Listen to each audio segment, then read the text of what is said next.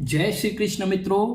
आज हम राहु की छठे भाव से लेकर के 11वां भाव फ्यूचरिस्टिक एनर्जी सेवा से लाभ भाव का ये दूसरा भाग हम आपके सामने प्रस्तुत करने जा रहे हैं। मित्रों, हम राहु की पराक्रम के बारे में किस तरह से हमने एनालिसिस किया, पिछले वीडियो में हमने बताया। मित्रों, आज हम उसी साधना के बाद आज हम राहु के सुख भाव का आज हम विचार करेंगे। तो राहु का सुख भाव केतु का कर्म होगा मित्रों।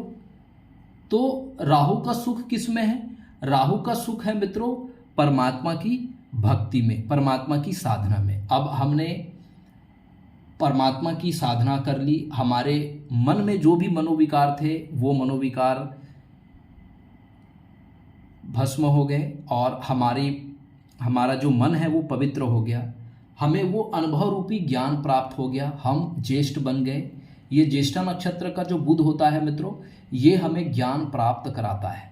उस परमात्मा की ब्लेसिंग से हमें ज्ञान की प्राप्ति होती है और जैसे ही हमें ज्ञान की प्राप्ति होती है उस ज्ञान को हम सेवा में, परमार्थ में और धर्म की रक्षा के लिए उस ज्ञान का हम प्रयोग करते हैं मित्रों। तो राहु का जो सुख है अर्थात केतु का कर्म है मित्रों।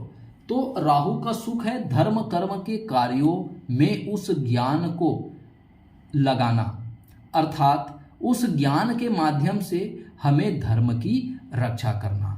क्यों? क्योंकि ये यहाँ पर मूल नक्षत्र आप देख रहे हैं मित्रों, ये मूल नक्षत्र बहुत डिवाइन नक्षत्र होती है। उस परमात्मा की ब्लेसिंग्स जो है अब हमें प्राप्त हो गई, हमारे अंदर उस परमात्मा की कृपा जो है वो प्राप्त हो गई। अब यहाँ पर पूषा नक्षत्र है, अर्थात ये शुक्र का नक्षत्र है मित्रों। और शुक्र जो है वो हमें क्या देता है? शुक्र तो है ही बड़े गुरु, ये गुरु शुक्राचार्य है और शुक्राचार्य के अंदर क्या था? सेवा भावना। कोई भी गुरु के अंदर सेवा भावना जो है वो अपने धर्म की रक्षा के लिए वो क्या करते हैं? वो परमार्थ के कार्य करते हैं, सेवा के कार्य करते हैं और धर्म की प्रचार प्रसार, धर्म की रक्षा के लिए, धर्म के पोषण के लिए वो जो है कार्य करते हैं। यहाँ पर सूर्य की उषा नक्षत्र है और उषा नक्षत्र जो है वो भगवान सूर्य अर्थात सूर्य ज्ञान है मित्रों। और इसी ज्ञान के सहारे हमें क्या करना है? हमें परमार्थ के कार्य करना है। क्यों? क्योंकि तभी हमारा जो प्रारब्ध होगा वो क्या होगा? श्रेष्ठ बन पाएगा मित्रों। और जब हमारा प्रारब्ध श्रेष्ठ होगा तभी तो हमें उस परमात्मा की प्राप्ति होगी, उस ज्ञान की प्राप्ति होगी। क्योंकि ये केतु का कर्म भाव भी है। तो केतु तो है ही अध्यात्म के कारक, केतु है ही धर्म के कारक, केतु को हम धर्म ध्वजा कहते हैं। तो जब तक हम अपनी धर्म की रक्षा नहीं करेंगे तब तक हमारे जीवन में वो परमार्थ की प्राप्ति हमें नहीं हो सकती। क्यों? क्योंकि धर्म ही हमें परमार्थ का मार्ग प्रशस्त करता है मित्रों। क्योंकि धर्म को हम उस डिवाइन कॉन्स्टिट्यूशन से भी जोड़ करके हम देखते हैं। क्योंकि यहाँ पर केतु की डिवाइन नक्षत्र है, सूर्य की डिवाइन नक्षत्र है और पूषा की डिवाइन नक्षत्र है मित्रों। ये बहुत पवित्र नक्षत्र माने जाते हैं और परमात्मा की ब्लेसिंग्स जो है वो इन नक्षत्रों पर विशेष रूप से होती है। इसलिए तो ये राहु का कर्म भाव है। क्यों? क्योंकि जब कोई जातक साधना करता है तो उस साधना को पूरा करने के लिए उस परमात्मा को जरूर आना पड़ता है और उस धर्म, हम जिस धर्म से जुड़े हुए हैं उस धर्म की रक्षा करते हुए हमें क्या करना है? कर्म करना है। तभी तो हमें क्या प्राप्त होगी? सद्गति प्राप्त होगी, मोक्ष की प्राप्ति होगी। तभी हमारा प्रारब्ध जो है वो अच्छा हो पाएगा, हमारे संचित कर्म अच्छे हो पाएंगे और हमारा आने वाला जो जन्म होगा वो निश्चित रूप से बहुत ही ज़्यादा उज्जवल होगा, हमारा भाग्य सर्वश्रेष्ठ होगा मित्रों। चलिए मित्रों, अगर राहु की ज्ञान के बारे में बात कर लेते हैं तो राहु का ज्ञान तो कर्म भाव में है मित्रों। राहु का ज्ञान केतु का क्या हो गया? केतु का कर्म हो गया, केतु का लाभ हो गया। राहु का ज्ञान केतु का लाभ भाव। तो राहु, अब राहु से कर्म कैसे करना है? अब राहु से हम कर्म करना है, क्योंकि राहु की पंचम दृष्टि भी है। तो अब हमें जो पास्ट लाइफ के, अब यहीं पर केतु का क्या है, क्योंकि ये केतु का लाभ भाव है, और केतु से लाभ कैसे प्राप्त होगा? हमें पास्ट लाइफ से जो भी माया हमारे साथ एसोसिएट हुई है, चाहे वो धन के रूप में हो, हमारे भूमि भवन वाहन के रूप में हो, हमारे पुत्र के रूप में हो, तो जो माया हमारे साथ एसोसिएट हुई है, उस माया को राहु के ज्ञान के माध्यम से, राहु के ज्ञान के माध्यम से उस माया को हमें क्या करना है? समझना है। उस माया के वशीभूत नहीं होना है। केतु तो हमें माया में इंडल्ज करा रही है, हमें पुत्र सुख में, हमें अपने भूमि भवन वाहन के सुख में, अपने कुटुंब जनों के सुख में, अपने बैंक बैलेंस, हमारे द्वारा अर्जित किए गए धन के सुख में, हमारे अंदर के मनोविकार, काम क्रोध मद लोभ अहंकार के रूप में जो माया हमारे साथ एसोसिएट हुई है। तो राहु हमें बुद्धि प्रदान करता है। राहु सुपर विजडम है, सुपर इंटेलिजेंसी है। तो राहु हमें यह बुद्धि प्रदान करता है कि हमें उन माया के प्रिव्यू में ही सीमित होकर के नहीं रहना है, पुत्र मोह में ही केवल सीमित होकर के नहीं रहना है, हमारे द्वारा स्व अर्जित भूमि भवन वाहन प्रॉपर्टी बैंक बैलेंस के ही माया मोह में पड़ करके नहीं रहना है मित्रों। अपितु हमें अपने उस अर्जित किए गए धन को भी परमार्थ के कार्यों में लगाना है। हमें अपने पुत्र को, अपने कुटुंब परिवार को भी हमें उस ज्ञान के मार्ग से जोड़ करके उन्हें भी उस परमार्थ के कार्य की शिक्षा हमें देनी होगी। हमें न केवल स्वयं सेवा करनी है मित्रों, बल्कि हम अपने पत्नी के अंदर भी ये ज्ञान हमें भरनी होगी। अपने संतान को भी वो संस्कार हमें देने होंगे। अपने कुटुंब परिवार को भी हमें उस परमार्थ के कार्यों से जोड़ना होगा। तभी तो राहु का वो ज्ञान हमें प्राप्त होगा। और राहु का ज्ञान क्या है? राहु का ज्ञान तो सबसे बड़ा, इस कुंडली का जो सबसे बड़ा जो भाव है, जिसको हम बोलते हैं कर्म। तो यही तो हमारा जीवन का मोटिव है मित्रों, कर्म करना। और कर्म कैसे करना है?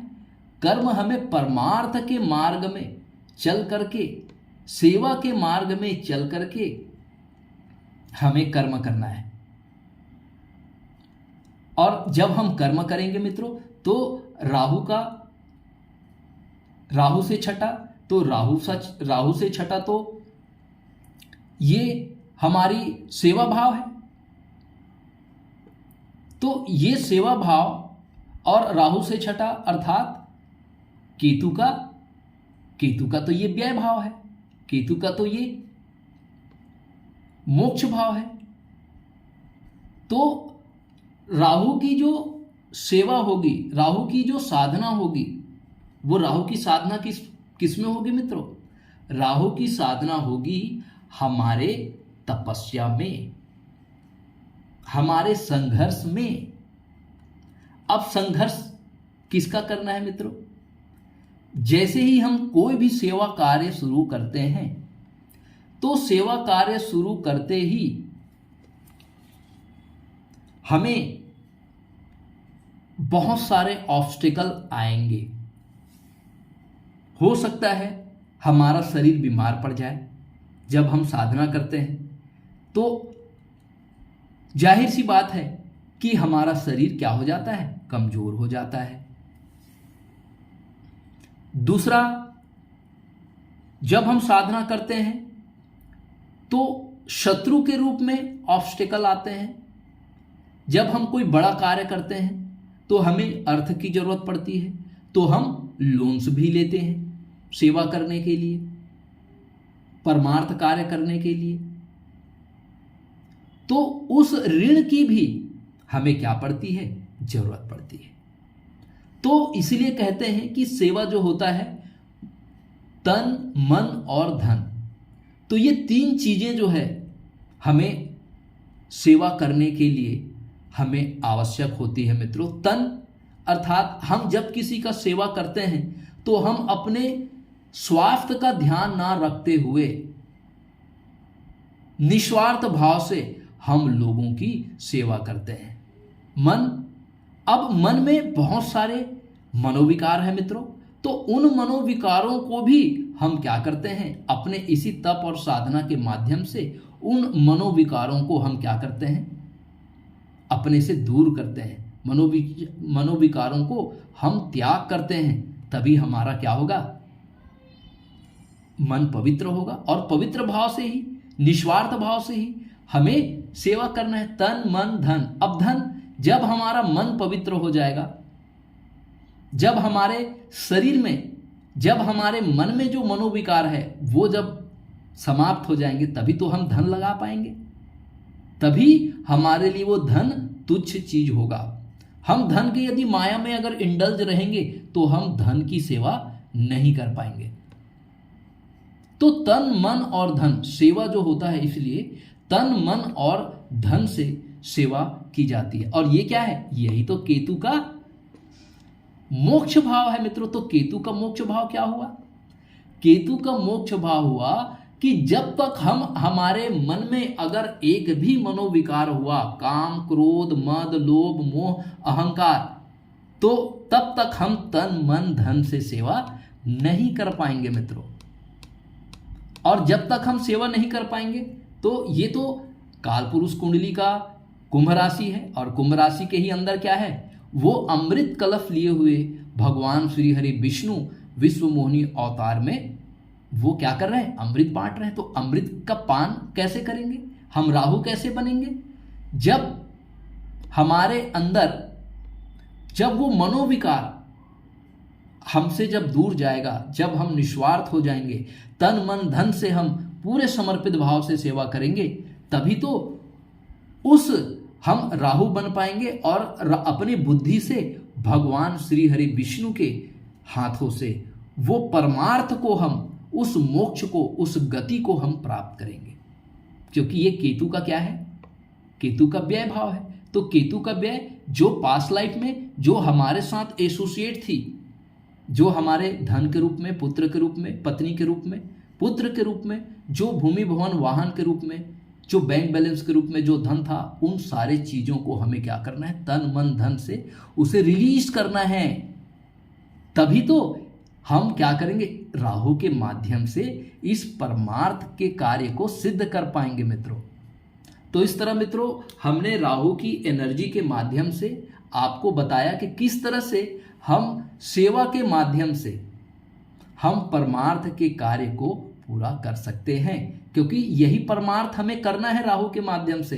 क्यों, क्योंकि केतु की जो पास्ट एनर्जी है, जो परमार्थ हम पूर्व जन्म में नहीं कर पाए थे, उसी परमार्थ के कार्यों से जुड़े हुए कार्य को हम राहु के माध्यम से इस जन्म में बैलेंस करते हुए, उस कार्मिक अकाउंट को पूरा करते हुए इस लाइफ की जर्नी हमें करनी है मित्रों, यदि हमारा यह प्रयास आपको पसंद आता है मित्रों, तो आपसे हाथ जोड़ के निवेदन है, हमारे इस एस्ट्रो डिवाइन लाइट चैनल को आप ज़्यादा से ज़्यादा लोगों तक शेयर करो इस ज्ञान को, और बहुत ही धैर्य और सहनशीलता से आपने हमारे सेशन को आत्मसात किया, इस ज्ञान को आत्मसात किया, इसके लिए आपको बहुत बहुत साधुवाद। परमात्मा आपको स्वस्थ रखे, आनंदित रखे, आपकी मनोकामना पूर्ण करे। इसी शुभ और मंगल कामना के साथ जुड़े रहिए हमारे चैनल में।